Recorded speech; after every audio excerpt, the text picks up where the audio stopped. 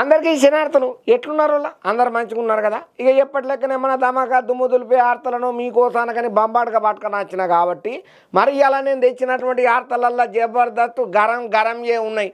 మరి ఆ వార్తలని పురాగా చూద్దామా? ఎప్పుడెందుకు చూద్దాం పాండ్రి. ఇక ఇందిరమ్మ ఇళ్ళ కోసానికని చెప్పి తెలంగాణ పబ్లిక్ ఎంతగానో ఎదురు చూస్తున్నారో ప్రత్యేకంగా చెప్పాల్సిన పని లేదు. మరి ఇక ఈ అప్డేట్ను ఎప్పుడు ఇస్తుందా తెలంగాణ సర్కార్ అని చెప్పి కళ్ళల్లో ఒత్తులు వేసుకొని ఎదురు చూసేటోళ్ళు ఆఫీసుల చుట్టూ తిరిగేటోళ్ళు కూడా లేకపోలేదు. అయితే ఇప్పుడు తెలంగాణ సర్కారు ఇందిరమ్మ ఇళ్ళ గురించి అని చెప్పి ఒక బంబాటు ఆర్తన చెప్పుకుంటూ వచ్చింది. మరి ఈ అప్డేట్ను పురాగా స్కిప్ కొట్టకుండా ఆర్తను చూడుండ్రి. అందులో ఏమున్నాయో నోటిఫికేషన్లు గైడ్ లైన్స్లు పురాగా తెచ్చిన వివరంగా జప్పున చూడుండ్రి. ఇక ఇందిరమ్మ ఇళ్ల లబ్ధిదారులకు కాంగ్రెస్ సర్కారు పెద్ద అప్డేట్ ఇచ్చిందయ్యా. లబ్ధిదారులకు 20.19 కోట్ల నిధులను విడుదల చేసింది. ఇప్పటి వరకు బేస్మెంట్ నిర్మాణం చేసుకున్నటువంటి 2019 మంది అకౌంట్లకు పైసలను అయితే పంపించింది అయ్యా. ఇక 12 మంది లబ్ధిదారులకు ముఖ్యమంత్రి సీఎం రేవంత్ రెడ్డి సారు స్వయంగా చెక్కులను సుతం ఇచ్చిండు. ఇక ఇదిట్లుంటే గత గణతంత్ర దినోత్సవాన్ని పురస్కరణ చేసుకొని ఇందిరమ్మ ఇళ్ల స్కీమును రాష్ట్ర సర్కారు ప్రతిష్టాత్మకంగా ప్రారంభం చేసిన ముచ్చట మనందరికి ఇరికేందే కదా. నియోజకవర్గానికి ఒక గ్రామాన్ని పైలట్ ప్రాజెక్టుగా తీసుకుని లబ్ధిదారులను ఎంపిక చేసింది. ఇక చాలా చోట్ల ఇండ్ల నిర్మాణాలు సుతం స్టార్ట్ అయిపోయినాయి, బేస్మెంట్ వరకు కంప్లీట్ చేసుకున్నాయి. ఇక ఈ ముచ్చట్లలో స్కీమ్ అమల్లో ఎటువంటి అవకతవకలు లేకుండా ప్రభుత్వం చాలా పకడ్బందీ జాగ్రత్తలు వాడుతున్నదయ్యా. ఇండ్ల భాగంగానే ఈ మధ్య కాలంలో కొత్తగా గైడ్ లైన్స్ ను సర్కారు ఆయా జిల్లా కలెక్టర్లకు పంపింది. ఈ మార్గదర్శకాల ప్రకారమే నిర్మాణాలు కావాలని చెప్పి సూచనలు కూడా గట్టిగానే ఇచ్చింది. పొరపాట్లకు తావు లేకుండా నిర్మాణాలు ఉండాలని, లేకపోతే బిల్స్ ను ఆపేస్తామని కూడా హౌసింగ్ ఎండి విపి గౌతమ్ సారు హెచ్చరికలను సుతం గట్టిగానే జారీ చేసిండు. అయితే తొలి విడతల ఇంటి స్థలం ఉన్నోళ్ళకే మొదటి ప్రాధాన్యత ఇయ్యగా, అయితే రెండో విడతల లబ్ధిదారులను ఎంపిక చేసే మీద అధికారులు గట్టి ఫోకసే పెట్టిండ్రయ్యా. సరే, మరి ఇదంతా వార్త మంచిగానే ధమాకాల దుమ్ము దులిపేటట్టు చెప్తున్నావు అయ్యా. మరి పురాగా ముచ్చట మరి ఏమేమి ఉన్నాయి టర్మ్స్ అండ్ కండిషన్స్, వాళ్ళ గైడ్ లైన్స్ ఏంటి అయ్యా అంటే, ఇంటి నిర్మాణం కోసానికని చెప్పి ముగ్గు పోసిన తర్వాత బేస్మెంట్ పనులు ప్రారంభం చేసే ముందు స్థలం ఫోటో తీయాలి. ఇక ఆ ఫోటోను ఇందిరమ్మ యాప్ల మొబైల్ ఫోన్ ద్వారా జియో కోఆర్డినేట్స్ నమోదు చేయాలి. ఇంకా వీటితో పాటు ఇంటి నిర్మాణ వైశాల్యం 400 చదరపు అడుగులకు తగ్గకుండా ఉండాలి. ఇక పోతే 2 రూములు, 1 వంటగది, 1 బాత్రూమ్ ఉండేటట్టు ఇంటి నిర్మాణం పక్కా చేతబట్టాలి. ఇంకా అంతనే కాదు, ప్రతి దశలో కూడా ఫోటోలను తీసి ఫోన్ ద్వారా ఇందిరమ్మ యాప్లో అప్లోడ్ చేస్తూనే ఉండాలి. ఇక ఇటువంటి ఆధారాలన్నింటినీ చూసిన తర్వాత, పరిశీలన చేసిన తర్వాత ఎవరైతే అధికారులు ఉంటారో వాళ్లకు లబ్ధిదారులకు పైసలను చెల్లింపులు చేస్తారన్నట్టు. ఇంకా అంతనే కాకుండా పాత ఇంటిని ఆనుకొని గాని ఇప్పటికే ఉన్న ఇంటికి ఇక అదనపు గదులు ఉన్న సుతం కొంతవరకు కూల్చివేసినాటికి గాని ఇందిరమ్మ ఇండ్ల పథకం ద్వారా నిర్మాణం చేయొద్దంట. గతంలో నిర్మాణం స్టార్ట్ చేసి కొంతవరకు నిర్మాణం చేసిన ఇండ్లకు ఎట్టి పరిస్థితులలో ఇందిరమ్మ పథకం మంజూరు చేయొద్దని టకాపర్గా టెన్షన్గా చెప్తున్నారయ్యా. ఇక ఇండ్లను కలిపి కట్టుకోనికే అనుమతి అయితే లేదు. ఒక ఫ్యామిలీలోని కుటుంబ సభ్యులకు ఒక ఇల్లు మాత్రమే ఉంటది. ఈ అన్నిటిని యాది మరవకుండా మీ తాన ఏమేమి ఉన్నాయి, మీ తాన ఉన్నటువంటి సౌకర్యాలు ఏంటిది, మీ ఇంటి స్థలం ఏంటిది, ఇప్పుడు చెప్పినటువంటి గైడ్ లైన్స్ ప్రకారం మీ ఇంటి నిర్మాణము చేసుకునేటట్టుగా ఆలోచన చేస్తేనే మీరు అనుకున్నట్టుగా ఇందిరమ్మ పథకాలు మీ చేతికి అందుతాయి. ఇందిరమ్మ నుంచి వచ్చే పైసలు కూడా మీకు అందుతాయి. సర్కారు మీకు సహకారం చేస్తుందని చెప్పి ఖరాఖండిగా అధికారులు చెప్తున్నారయ్యా. మరి 1-2 పార్లు మీ తాన ఏమేమి ఉన్నాయి ఇప్పుడు మనం చెప్పుకున్న మాట పురాగా ఉన్నది కదా, గయన్ని చెకింగ్ చేసుకోండి. ఇంకా మీకు ఏమన్నా డౌట్లు ఉంటే దగ్గర పంటున్నటువంటి గ్రామ పంచాయతీలలో ఏమన్నా వాకపు చేస్తే పురాగా ముచ్చట తెలిసే అవకాశం ఉన్నదని అంటున్నారయ్యా పెద్ద ఆఫీసర్లు. ఇక ఏపీలో క్యాబినెట్ మీటింగ్ అయిందన్న సంగతి మనందరికీ ఎరికే కదా. చాలా మంది మంత్రులు అధికారులు బాగానే ఆధారపడ్డారు. అయితే అందులో డిప్యూటీ సీఎం పవనాల్ సారు డుమ్మా కొట్టిండు అన్న వార్త ఏదైతే ఉన్నదో అందరూ చెవులలో కోరుకునేటట్టు చేస్తున్నది. అగ్గో డిప్యూటీ సీఎం ఏంది, పవనాల్ సార్ ఏంది, గట్ల డుమ్మా కొట్టుడేంది, అసలు ఇది కలనా నిజమా? పవనాల్ సార్ రాకుండా ఉండడు కదా అని కొంతమంది అంటే, ఇలా రాలేదయ్యా అని ఇంకొంతమంది అంటున్నారు. ఇట్లా వచ్చిందా రాలేదా అనే డైలామాలో చాలా మంది ఉన్నారట ఏపీ పబ్లిక్. మరి ఎందుకోసానికో ఏం అసలు పవనాల్ సారు క్యాబినెట్ మీటింగ్లో ఆధారపడ్డా లేడా చూద్దాం పాండ్రి. ఇక AP deputy CM Pawan Kalyan sir cabinet సమావేశానికి హాజరుపడ్డాడు. కాకపోతే అనివార్య కారణాల వల్ల ఎక్కువసేపు ఆ కేబినెట్ మీటింగ్ లో ఉండలేకపోయిండు. మరి ఎందుకయ్యా గంతగనమనంటే పవనాల్ సార్కు ఈ మధ్యకాలంలో ఆరోగ్యం సహకారం చేస్తలేదు.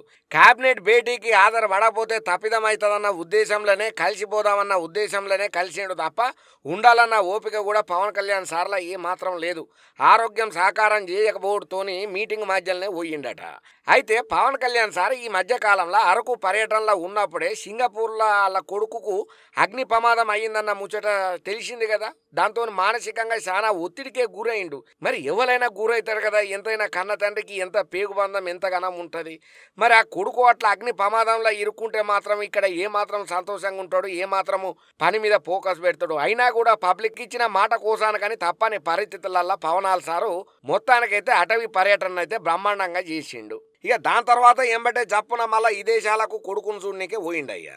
అయితే ఇటువంటి సమస్యలతోని మానసికంగా బాగా ఒత్తిడికి గురైనటువంటి పవనాల్ సారు ఇక కొడుకును డిశ్చార్జ్ చేసిన తర్వాత మళ్ళా ఇక ఎట్లో అట్ట హైదరాబాద్కి అయితే వచ్చిండు. కాకపోతే ఆయన బాగా అల్సరకు గురైండు, రెస్ట్ లేదు, రికామ్ లేకుండా పని చేసుడుతోని బాగా ఒత్తిడి, మెంటల్ టెన్షన్ పెరిగిందట. ఇక దీనికి తోడు అటవీ పర్యటనలో బాగా అలసిపోయి తిరిగినందుకు గాను నడుచుకుంటా పాదయాత్ర లెక్కన చేసినందుకు గాను నడుము నొప్పిస్తాం బాగానే పెరిగిందట. ఇక ఇటువంటి అనేక సమస్యలతోని ఓ పక్కన కొడుకు పానాపాయ స్థితి నుంచి బయటపడడు, ఇంకో పక్కన పవన్ కళ్యాణ్ సారు ఆరోగ్యం మంచిగా లేకపోవడం. ఇక ఓపిక చేసుకున్న అన్నా లెజ్నోవా మేడం ఒక్కతే స్వయంగా తిరుమల తిరుపతి వెంకన్న స్వామిని దర్శనం చేసుకొని అద్భుతంగా బ్రహ్మాండంగా సంతోషంగా మొక్కులను అప్పచెప్పిందయ్యా. ఇక ఆ మాట అటు ఉంచితే ఇక ఇటు పక్కన కేబినెట్ సమావేశం ఏర్పాటయ్యే కదా. ఇంతలా పవనాల్ సార్కు పిలుపచ్చుడుతోని తప్పని పరిస్థితులల్లా ఇక లేవలేక కూసలేకుండా ఉన్నా కూడా ఇక మనం పోకపోతే మంచిగా ఉండదు, మళ్ళా మీదికించి మనం డిప్యూటీ సీఎం అయ్యే మనమే ఆబ్సెంట్ కొడితే ఎట్లా అని చెప్పి మొత్తానికైతే కేబినెట్ మీటింగ్లనైతే హాజరుపడ్డాడు. మీటింగ్లో హాజరుపడ్డాడు కానీ చాలా నీరసంగా దిగాలుగానే కనబడ్డాడట. ఇక కేబినెట్ సమావేశం గురించి ప్రభుత్వ సమాచార మంత్రిత్వ ఫోటోలు రిలీజ్ చేసిందయ్యా. ఇక ఈ ఫోటోల పవన్ కళ్యాణ్ కుర్చీ ఖాళీగా ఉన్నది. దీంతో అందరూ పవన్ కళ్యాణ్ సార్ కేబినెట్ సమావేశానికి రాలేదా అని ఆరాధీశుడు స్టార్ట్ చేసిళ్ళు. అయితే అధికార వర్గాలు మాత్రం పవన్ కేబినెట్ సమావేశానికి వచ్చిండని, అనివార్య కారణాలు ఆరోగ్య సమస్యల కారణంగానే ఉండలేకపోతోని జప్పున రిటర్న్ పోయిండని చెప్పి క్లారిటీగా ఇచ్చుకుంటూ వచ్చిళ్ళు. ఇక పవనాల్ సారు గతంలో కూడా అనారోగ్య కారణంతో 1-2 సార్లు కేబినెట్ సమావేశానికి హాజరు కాలేదు. ఇక అనారోగ్యం కారణంగా ప్రస్తుతానికైతే ట్రీట్మెంట్ తీసుకుంటున్నాడట. ఇంకా అంతేందుకు ఆ పవనాల్ సార్కు సెలైన్ ఎక్కించిన పట్టి కూడా చేతికి అట్లనే ఉన్నది, అట్లనే కేబినెట్ మీటింగ్ కి వచ్చిండు. ఇది చూసినటువంటి ఫ్యాన్స్ అన్న మేం బాగుండాలంటే మొదలు నువ్వు బాగుండాలి, నీ ఆరోగ్యం మంచిగుంటే మాకు అంతకన్నా కావాల్సింది ఏమున్నది, నువ్వు నిమ్మతం అన్నా సంతోషంగా ఉండన్నా ఆరోగ్యం జాగ్రత్త అని గట్టిగానే పోస్టులు పెట్టుకుంటూ వస్తున్నారు పవన్ కళ్యాణ్ సార్ ఆరోగ్య పరిస్థితి తెలిసిన ప్రతి ఒక్కరు. ఏంది వాళ్ళే వాడాలనా అంటే మేము వాడొద్దా అంటే అంతా మీ ఇష్టానుసారంగా చేసుకుంటా పోతారా? బరాబర్ మీకెంత హక్కు ఉన్నదో మాకు కూడా అంతే హక్కు ఉన్నది. మీరు అందులో ఎక్కుతున్నారు, మేము కూడా ఎక్కుతాం, బరాబర్ ఎక్కి చూపెడతామని చెప్పి దీని మీద గట్టిగానే డిస్కషన్లు జరుగుతున్నాయట.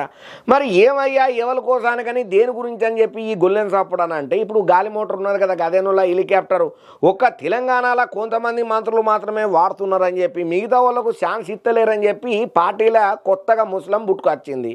ఇక కేబినెట్ మీటింగ్లలో కూడా దీని మీద చర్చ గట్టిగానే అయిందట, కానీ బయటికి పొక్కకుండా రహస్యంగా దాచిపెడుతున్నారట ఈ పంచాయతీని. మరి దీనికి రేవంత్ రెడ్డి సార్ రియాక్ట్ అయిందా, రియాక్ట్ కాలేదా? అసలు ఏమైంది గొల్లెన్ సాపుడు పురాగా అరుచుకొని వద్దాం పాండ్రి. అరే వాళ్ళు మాత్రమే ఎందుకు హెలికాప్టర్ వాడాలి? మేము మంత్రులం కాదా? ప్రభుత్వ హెలికాప్టర్ మాకు వాడే హక్కు లేదా? మాకు హెలికాప్టర్లు వద్దా అని చెప్పి తెలంగాణలో కొందరు మంత్రులు మనోవేదన ఎందుతున్నారయ్యా. ఇప్పుడు ఈ ముచ్చట ఉన్నట్టుండి తెలంగాణ మంత్రులల్లో బయటకు వచ్చేసరికి ఇప్పుడు ఇది పెద్ద హాట్ టాపిక్ అయి కూర్చున్నది. అంతే కదా, మరి తెలంగాణ లీడర్లు ఏం మాట్లాడినా కూడా కాంట్రవర్సీలకే దారితీస్తుంది. అయితే ఇట్లా తెలంగాణ కాంగ్రెస్ రాష్ట్ర మంత్రుల మధ్యన అవుతున్నటువంటి చిన్న చిన్న గుసగుసలే సిలికి గాలివాన లెక్కనే మారేటట్టున్నాయని అంటున్నారు దగ్గర పంటి ఇలా మాటలు ఇన్నోళ్ళు. అయితే కొంతమంది మంత్రులకు మాత్రమే హెలికాప్టర్ వాడుకునే ఛాన్స్ వస్తున్నదని, మిగతా మంత్రులకు అవకాశం దక్కకుండా పోతున్నదన్న చర్చ బాగానే నడుతున్నది ఇప్పుడు కొత్తగా తెలంగాణ రాష్ట్రంలో మంత్రుల మధ్యన. అయితే ఈ హెలికాప్టర్ పంచాయతీ గతంలో కూడా రేవంత్ రెడ్డి సార్ దృష్టికి పోయింది, కానీ ఏం మార్పు రాలేదు. అందుకోసానికని చెప్పి కొందరు మంత్రులు అయితే తీవ్రమైనటువంటి అసంతృప్తితోనే రగిలిపోతున్నారని, లోపల గుసగుసలు మళ్ళా గుల్లాలు గట్టిగానే పడుతున్నారన్న వార్తలు ఈ మధ్య కాలంలో మనం బాగానే వింటున్నాం. అయితే తెలంగాణ మంత్రులల్లో హెలికాప్టర్ ఉపయోగం చేసే ముచ్చట్లల్లో భేదాభిప్రాయాలు వచ్చినట్లు రాష్ట్ర రాజకీయ వర్గాలల్లో చర్చ గట్టిగానే నడుతుంది. హైదరాబాద్ కు దూరంగా ఉన్న జిల్లాలకు పోయేటందుకు మంత్రులు హెలికాప్టర్ను ఉపయోగం చేస్తారు. అయితే కొంతమంది మంత్రులు మాత్రమే హెలికాప్టర్ ఉపయోగం చేసుడు, ఇంకొంతమందికి హెలికాప్టర్ అందుబాటులో ఉండకపోవడంతోని వాళ్ళంతా కూడా అసంతృప్తిని వ్యక్తం చేస్తున్నారట. ఇప్పుడు ఈ మాట ఏదైతే ఉన్నదో పెద్ద చర్చకు రచ్చకే దారితీస్తున్నది. ఇక సాధారణంగా ప్రోటోకాల్ ప్రకారం ముఖ్యమంత్రి ప్రభుత్వ హెలికాప్టర్ను ఉపయోగం చేసుకుంటాడు, జిల్లాల పర్యటనలు చేస్తాడు. ఇక సీఎం పర్యటన ఎక్కడ లేనప్పుడు హెలికాప్టర్ ఖాళీగా ఉంటే మాత్రమే దాన్ని ఈ మంత్రులు ఉపయోగం చేసుకోవచ్చు అని చెప్పి అధికారులు అంటున్నారు. కాకపోతే ఒక్క మంత్రికే కాకుండా ఇద్దరు ముగ్గురు మంత్రులు ఉన్నతాధికారులు హైదరాబాద్ కు దూరంగా ఉండే జిల్లాలకు గాని ఒకవేళ పోవాల్సి వచ్చినప్పుడు హెలికాప్టర్ ను ఉపయోగం చేసుకునే అవకాశం ఉన్నదని చెప్పి అందుకు ప్రత్యేకంగా నిబంధనలు అంటే ఏమీ లేవని అధికారులు అయితే చెప్తున్నారు. అయితే కొన్ని కీలక శాఖలు నిర్వహణ చేస్తున్నటువంటి మంత్రులు మాత్రమే రెగ్యులర్ గా ఈ హెలికాప్టర్ ను ఉపయోగం చేస్తున్నారని, అయితే కేవలం దూర ప్రాంతాలకే కాకుండా దగ్గర పట్ల ఉన్న జిల్లాలకు సుతం ఈ హెలికాప్టర్లనే పోతున్నారన్న టాకు సచివాలయ వర్గాలలో గట్టిగానే గుప్పుమని ఈనొస్తున్న మాటలయ్యా. అయితే నలుగురు ఐదుగురు మంత్రులు మాత్రమే రెగ్యులర్ గా హెలికాప్టర్ ను ఉపయోగం చేసుడు, మిగతా మంత్రులకు ఆ అవకాశం లేకపోవుడు, ఇక వాళ్ళంతా జనంతా అసంతృప్తిగా ఉన్నారన్న చర్చ జోరుగా నడుస్తున్నది. అయితే ఓ మంత్రి అయితే రంగారెడ్డి జిల్లా పర్యటనకు సైతం హెలికాప్టర్ వాడుతున్నారు అనుకుంటే చర్చ కూడా లోపల గుసగుసలు గట్టిగా వినబడుతున్నాయి. కొంతమంది మంత్రులకు దూరంలో ఉన్న జిల్లాల అయ్యే ప్రభుత్వ కార్యక్రమాలకు పోవాల్సి వచ్చిన సుతం హెలికాప్టర్ ఇవ్వడం లేదని గట్టిగానే వాళ్ళు తెల్లముఖం ఎత్తున్నారు. మీదికెంచి నల్గొండ జిల్లా మంత్రులు మాత్రమే హెలికాప్టర్ వాడుతున్నారని, ఉత్తమ్ కుమార్ రెడ్డి, కోమటిరెడ్డి వెంకటరెడ్డి మాత్రమే హెలికాప్టర్ ను బాగా వాడుతున్నారని చెప్పి ఓ సీనియర్ మంత్రి తీవ్రంగా మాట్లాడిన మాటలు ఏమైతే ఉన్నాయో జనంతా ముస్లిం బుట్టించేటట్టే తయారైన ఇలా మాటలు తెలంగాణ కాంగ్రెస్ పార్టీల. ఇక ఏదేమైనా ఈ కాంగ్రెస్ పార్టీ అంటేనే అట్లుంటది. అసలు కాంగ్రెస్ పార్టీలో లొల్లి కాకపోతే జవడాలు పెట్టుకోకపోతే వార్త గాని పెట్టుకున్నాడు ఏమున్నది, వాళ్ళకి ఎన్నతో పెట్టిన విద్య గిసోంటి బొచ్చాడు వాళ్ళకు కావనే అని కారెట్టాలు అనుకుంటా కామెంట్లు పెట్టేటోళ్ళు కూడా లేకపోలేదు. కాకపోతే ఇప్పుడు వీళ్ళ గాలి మోటార్ పంచాయతీలలో టాపు ముచ్చట ఏందనంటే గాలి మోటార్ను ఈ హెలికాప్టర్ను వాళ్ళు పల్లె వాళ్ళకు బస్సులు లెక్క ఈ మంత్రులు కొంతమంది వాడుతున్నారు. అడ్డగోలుగా సొంత ఫంక్షన్లకు సుతం ఈ గాలి మోటార్నే ఏదో ప్రభుత్వ పనికి తీసుకుపోయినట్టు చేసుకుంటున్నారు, అట్లా ఆ తీరుగా వాడుతున్నారని చెప్పి కొంత విమర్శలు అయితే గట్టిగానే వస్తున్నాయి. ఇక తెలంగాణ కేబినెట్ లో అయినటువంటి ముచ్చట్లలో ఈ గాలి మోటారు పంచాయతీ మళ్ళొక గొల్లెన్ సప్పుడికే తెరలేపిందని చెప్పాలి. ఏ మాట కామాటే తరాలు మారినా తరగని ఇలువలు ఎవలి అన్న ఉన్నాయనంటే అది కాంగ్రెస్ సర్కార్దే. అందులున్న లీడర్లు మారరు, కాంగ్రెస్ పార్టీ మారదు అని చెప్పి కొంచెం కారెడ్డాలు ఆడుకుంటా కూడా కామెంట్లు వేటబట్టిళ్ళు ఈ ముచ్చటిన 10 పచ్చ పార్టీలు. ఇక మొన్నట్ల జగనాల్ సారు వైఎస్ఆర్సీపీ లీడర్ను పరామర్శన చేయనికే పోయిండని, ఆ ఊరికి పోయిన తర్వాత జగనన్న మీద అభిమానంతో వేల కొద్ది అభిమానులు ఒకటే పారి ఊరుకచ్చుడితోని పెద్దగా రసాభాసగా అయ్యిందని చెప్పి హెలికాప్టర్కి అద్దాలు పగిలినాయని చెప్పి టెక్నికల్ ఇష్యూతోని మళ్ళీ హెలికాప్టర్ గాల్లో ఎగరలేదన్న ముచ్చట్లు, తర్వాత రోడ్డు బాట బట్టి జగనాల్ సారు బెంగళూరుకు పోయిండని వార్తలు గట్టిగానే విన్నాం కదా. ఇక్కడ వరకు కథ మంచిగానే ఉన్నది, నడిచిపోయింది. కాకపోతే అసలు కథ ఇక్కడనే స్టార్ట్ అయ్యింది. దీని మీద పోలీస్ పెద్దసార్లు గట్టిగానే కన్నెర్ర ఎత్తున్నారు. కాదయ్యా, మాజీ ముఖ్యమంత్రి గట్ల హెలికాప్టర్ టెక్నికల్ ఇష్యూలు వచ్చి గంత మందిలల్లో రసాభాసగా జరిగితే హెలికాప్టర్కి అద్దాలు వలిగిందన్న వార్తలు ఎవరెవరో చెప్తుంటే మేము వింటున్నాము. ఆ పైలటు కో పైలటు ఏ గుడ్డు గురం పాలు తోముతున్నాడు, పోలీస్ టౌన్లోకి ఇన్ఫర్మేషన్ ఇవ్వాలి కదా, నియర్ పోలీస్ స్టేషన్లో పర్మిషన్ తీసుకోవాలి కదా, జరిగినటువంటి సమస్యను చెప్పుకోవాలి కదా, ఎందుకు చెప్పా పెట్టకుండా చేతులు విసుకుంటా వెళ్ళిపోయిన్లు మీ సంగతి చెప్తామని చెప్పి నోటీసులు పంపించారట పోలీసు పెద్దసార్లు. మరి దీని గురించి పురాగా అర్థ చూడండి మీరే. ఇక వైసీపీ పార్టీ పెద్ద లీడరు జగనన్న ఎవరైతే ఉన్నారో ఆ అన్నగారు ఎన్ని అద్భుతమైనటువంటి వ్యూహాలు వేసినా సుతం అవన్నీ బెడిసి కొడితేనే ఉన్నది. మొన్నట్ల పాస్టర్ ప్రవీణ్ చనిపోయిందనే దాని మీద మతం మీద శవ రాజకీయాలు చేసినట్టుగా చాలా మంది ఆరోపణలు చేసిళ్ళు. శివరాఖరికి పోలీసులు ఫోరెన్సిక్ నివేదిక, సీసీ ఫుటేజ్, వీడియో సాక్ష్యాధారాలతో సహా వివరాలన్నీ ప్రకటన చేసుడితోటి జనంతా వెనకకు పడ్డాడు మన జగనన్న. ఇక దాని తర్వాత తిరుమల గోశాల పేరు మీద మత రాజకీయాలు చేయాలని చూసిండు, అది కూడా బెడిసి కొట్టిందని అంటున్నారు. దగ్గర పాంటి ఆయన రాజకీయ చతురతను చూసినారు. ఇక జగన్ సారు ఏప్రిల్ 8న శ్రీ సత్యసాయి జిల్లా రామగిరి మండలంలో పాపిరెడ్డిపల్లెలో ఇక వైసీపీ కార్యకర్త ఎవరైతే జీవిడ్చిండో లింగమయ్య ఫ్యామిలీని పరామర్శన చేయడానికి హెలికాప్టర్లో బాయే కదా, అప్పుడు వైసీపీ కార్యకర్తలు ఎంత అత్యుత్సాహంతో అద్దాలు వలగొట్టిండ్లన్న సంగతి మనందరం వార్తలల్లో, పేపర్లలో, టీవీలలో చూసినాం. ఇక అది పోలీసుల వైఫల్యం అనుకుంటా మళ్ళా రామగిరి ఎస్ఏ సుధాకర్ యాదవ్ ని ఉద్దేశం చేసుకుంటా జగన్ సారు చాలా అనుచితంగా మాట్లాడిండు, ఒక అవమానకరంగా దూషణ చేసుకుంటూ వచ్చిండు. ఆవు చేలో మెత్తుంటే దూడ గట్టు మెత్తుందా అన్నట్టుగా వైసీపీ కార్యకర్తలు జగన్ ని ఫాలో అయిపోతూ సుధాకర్ యాదవ్ ఓ పోలీస్ అధికారి అనే సంగతి కూడా మర్చిపోయి ట్రోలింగ్ చేసుడు షురు చేసి ఇక వైసీపీ పార్టీ వాళ్ళు ట్రోలింగ్ స్టార్ట్ చేసిండ్రంటే ఆగుతాది భయమ్మని అది పెద్ద తుఫానే. అసలు వాస్తవానికి చాలా మంది ఏమంటున్నారంటే జగన్ గారు ఇంతగానో అడావుడి ఎందుకు చేయాల్సి వచ్చింది, అయినా కానీ ఇంత అడావుడి చేయకుండా ఏ పని మీదనైతే వచ్చినామో ఆ పని చూసుకొని ఉడగొట్టుకొని అవతల పడితే అయిపోతుంది కదా, ఎందుకు ఏడకపోయినా ఏదో ఒక జోడం పెట్టుకోవాలని కావాలని పంచాయతీ చేసే పని ఎందుకు వేసుకుంటున్నాడు ఈ జగనాలు సార్ అని చెప్పి కొంతమంది కారెడ్డాలు ఆడుకుంటా కామెంట్లు గట్టిగానే పెడుతున్నారు. అసలు హెలికాప్టర్కి అద్దాలు పగిలినాయని చెప్పి అవి పగిలిన అద్దాలకు కారణం ఈ పోలీసు వ్యవస్థనేనని, వాళ్ళు సరైనటువంటి భద్రతను ఏర్పాటు చేయకపోవటం వల్లనే, పూర్తి భద్రతా లోపం వల్లనే పని అయ్యిందని చెప్పి కొంచెం వైసీపీ లీడర్లు కానీ జగనాల్ సార్ కానీ గట్టిగానే మైకుల ముంగట ఊదరగొట్టిల్లు, దంచికొట్టే స్పీచ్లు ఇచ్చిల్లు. కాకపోతే ఇలా ప్రభుత్వం తరపు నుంచి పెద్దలు ఏమంటున్నారంటే సరేనయ్యా నువ్వు అక్కడ హెలికాప్టర్ పార్కింగ్ చేసి నువ్వేదో పరామర్శకు పోయినావు, ఒకవేళ అదే హెలికాప్టర్లలో నువ్వు తిరుగు ప్రయాణమై అనుకోని ప్రమాదం ఏదన్నా జరగరాంది ఏదన్నా జరిగితే ప్రభుత్వంనే కదా మీరు నింద చేసేది అని గట్టిగానే కామెంట్లు కూడా పెడుతున్నారు తెలుగు తమ్ముళ్ళు. అయితే పైలట్ కో పైలట్ ను హెలికాప్టర్ నిర్వహణ సంస్థకు నోటీసులు పంపి ఈ నెల 16న చెన్నై కొత్తపల్లి పోలీస్ స్టేషన్ లో విచారణకు హాజరు కావాలని చెప్పి ఏపీ పోలీసు పెద్దసార్లు నోటీసులు అయితే పంపినరయ్యా. ఇక ఎస్ఐ సుధాకర్ యాదవ్ ఫిర్యాదు మేరకు ఆయనను ఫోన్లు సోషల్ మీడియాలో ట్రోలింగ్ చేస్తున్నాలను కూడా ఎరకబట్టి కేసులను నమోదు చేసి నోటీసులు కూడా ఇస్తున్నారు. అరెస్టు చేసే పని కూడా లేకపోలేదని అంటున్నారు. ఇక వైఎస్ రాజశేఖర రెడ్డి సార్ చనిపోయిన టైంలల్లా జగనాల్ సార్ ఓదార్పు యాత్రలు చేసి వైసీపీ పార్టీని బలోపేతం చేసుకున్నాడు అన్న సంగతి మన అందరికి ఎరికేందే. కాకపోతే ఇప్పుడు పరామర్శల పేరుతోని శివరాజకీయాలతోని రాజకీయ మైలేజ్ దొరుకుతుందనే ఈ విధంగా కేసులో మెడకు చుట్టుకుంటున్నాయి, కావాలని వేసుకుంటున్నాడు ఆయన్నే సింపతి కోసం అని చెప్పి ఇంకొంతమంది ఎటకారంగా మాట్లాడుతున్నారు. కాకపోతే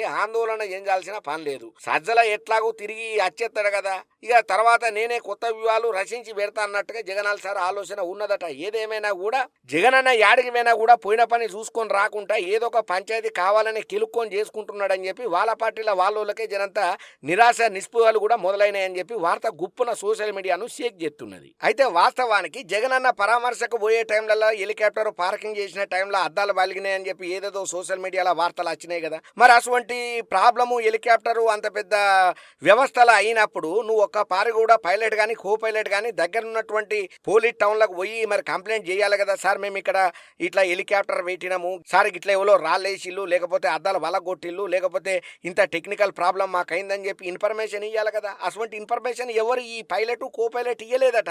ఇంకా అంతనే కాదు జగనన్న సారు ప్రత్యేక బృందం ఉంటుంది కదా, ఆ సార్ తోటి మంది మార్బలము రాజావారి తరపున ఉంటారు కదా, మరి వాళ్ళు కూడా ఒక మాట సుతం చెప్పలేదట. ఇందుకోసానికని అంటున్నారు పోలీస్ పెద్ద ఆఫీసర్లు, ఒకవేళ జరగరాంది ఏదన్నా అయితే మా మీదనే నూకుతారా, మీకు బాధ్యత లేదా, మీరు వచ్చి కంప్లైంట్ ఇవ్వాలి కదా, ఎందుకు ఇవ్వలేదు, అరే మనం చిన్న సైకిల్ పోతేనే పోలీస్ టౌన్ దాకా ఉరికి సార్ ఇట్లా నేను ట్యూషన్ పోతుంటే బయట సైకిల్ పెట్టిన సార్ ఆ సైకిల్ ఎవరో ఎత్తుకవెళ్ళని చెప్పి కంప్లైంట్ ఇస్తేమే గంట సొంటి హెలికాప్టర్ కూడా అద్దాలు పగిలినాయని చెప్పి అంటున్నారు. కానీ మరి సాక్ష్యాధారాలను నిరూపణ చేయాలి కదా, మీరు సబ్మిట్ చేయాలి కదా, పోలీస్ పెద్ద ఆఫీసర్లతో మాట్లాడాలి కదా, ఎందుకు దాకా మాట్లాడకుండా చేతులు సర్దుకొని వెళ్ళిపోయినరని చెప్పి గట్టిగానే గరానికి వస్తున్నారట పోలీస్ పెద్ద ఆఫీసర్లు. ఇక ఈ ముచ్చట్లలోనే ఈసారినకు రమ్మని చెప్పి పైలట్ కు కో పైలట్ కు నోటీసులు పంపినరట. ఇప్పుడు ఈ ముచ్చట ఏపీ రాజకీయాలలో పెద్ద రచ్చకు చర్చకు దారితీస్తున్నది. ఈ ముచ్చట మీద ప్రతి ఒక్కరు చెవులు కొరుక్కున్నట్టు స్టార్ట్ చేసిల్లు.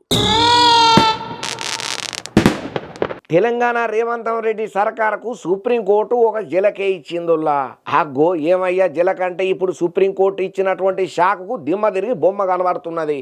మింగుడు పడని ముచ్చటగానే అవుతున్నది తెలంగాణ సర్కార్లు ఉన్నటువంటి లీడర్లకు. మరి ఏమయ్యా సుప్రీంకోర్టు ఏమంతా షాక్ ఇచ్చిందారంటే మొన్నట్ల కంచె గచ్చిబోలి ఇష్యూ ఉండే కదా, ఆ ముచ్చట్లల్లా మీరు మాకు చెప్పకుండా ఎట్లా చేస్తారు, స్టే ఇచ్చిన తర్వాత కూడా మీరు ఎట్లా తొందరపడ్డారు, మీరు చెట్లను గట్లా అడ్డగోలుగా ఎట్లా నరికిండ్రు, మాకు వివరణ కావాలి, మళ్ళీ చెట్లను ఇక అన్ని ఆర్తలు పురాగా ఇక్కడనే చెప్తే ఓడిచిపోతుంది కదా, ఆర్త తెచ్చిన చూడుండ్రి. ఇక ఇప్పుడు నేను చెప్పబోయే ముచ్చట తెలంగాణ సర్కార్కు జరంతా బూగులు పుట్టించే ముచ్చటనే.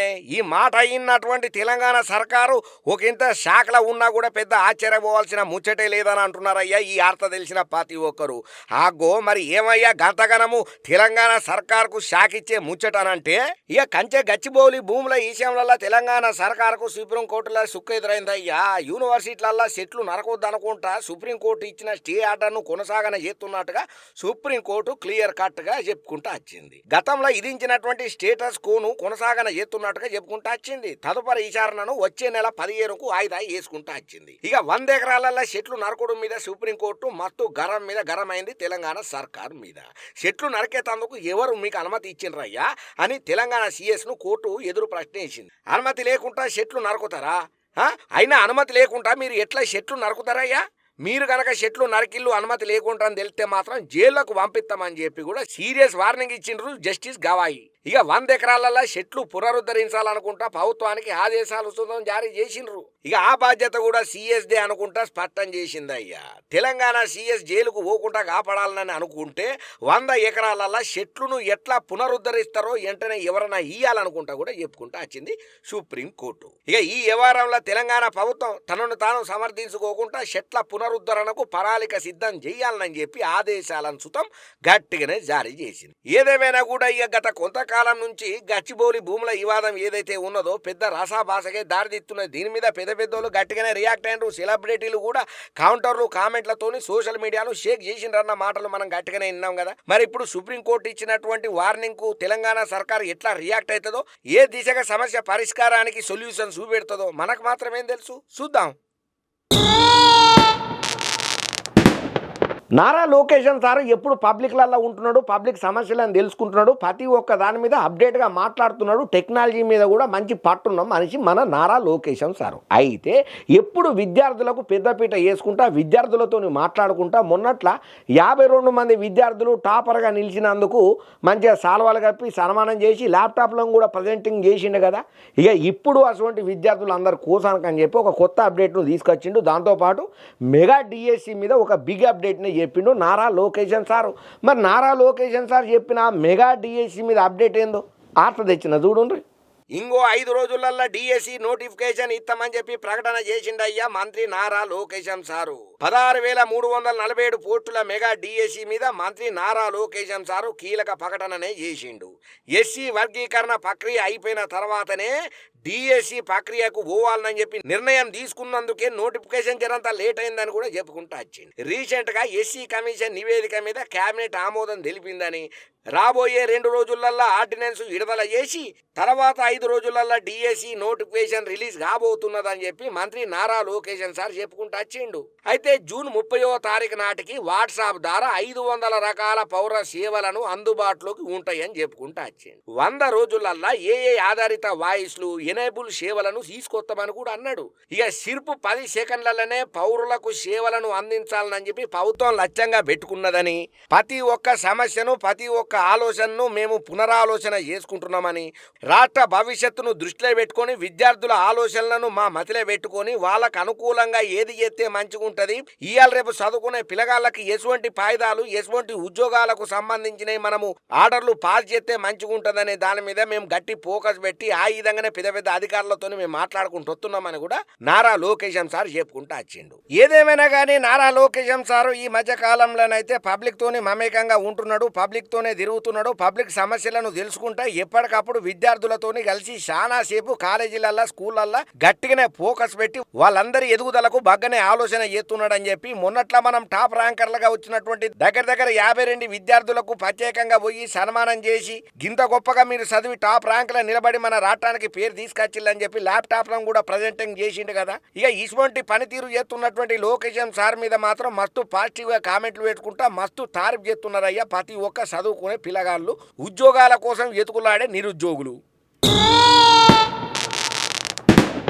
హబ్బా మొత్తానికైతే మన ధమాకా దుమ్ముదులిపే ఆర్తలు తెచ్చిన కాడికి ఓడగొట్టినాం. ఇంగిన్ని మంచి మంచి ఆర్తలతో నేను అత్తనే ఉంటా, మీరు నన్ను చూస్తూనే ఉంటారు అన్నట్టు మన ధమాకా దుమ్ముదులిపే న్యూస్ను బాగా ఆదరిస్తున్నారు కాబట్టి మీ అందరికీ మళ్ళొక పారి శనార్థులు చెప్పుకుంటా మన మెగా నేను ఛానల్ను సబ్స్క్రైబ్ చేసుకున్నారు కదా, చేసుకోకపోతే తప్పన చేసుకోండి. అట్టనే మన ఈ వీడియోను లైక్ చేయండి, షేర్ చేయండి, నచ్చితే కామెంట్ చూద్దాం పెట్టుండ్రి. ఇంగిన్ని మంచి మంచి ధమాకా దుమ్ముదులిపే ఆర్తలతోని నేను అత్తా.